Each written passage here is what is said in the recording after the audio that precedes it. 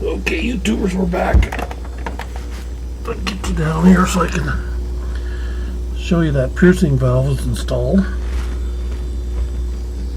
Get around here so I can. It's really confined quarters here, so you'll have to bear with me. There's the piercing valve.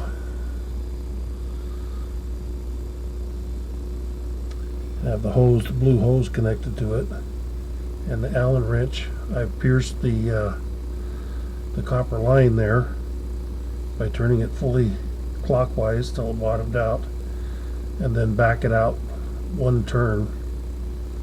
Okay, counterclockwise one turn out, 2 turns maximum, but I just did one. There's the hose. And that's the reading on the gauges. Okay. So that 40 in the black up there, that's the vacuum, inches in vacuum scale. And I believe this one here is the R134A. What it says right there, 134A should be this scale here,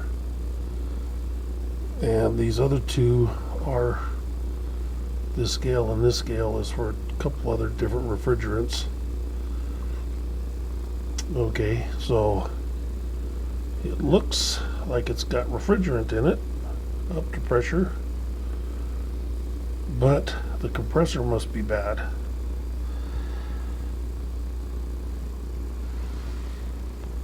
Just put out of here so you can see this overall. The gauges I got from Harbor Freight seem to be a pretty nice set of gauges. And this is just for testing, so you have the yellow hose connected back to itself and the blue hose going down to the piercing valve. Later on, if you put Freon in, you disconnect yellow hose here and connect it to your Freon, but that doesn't look the case.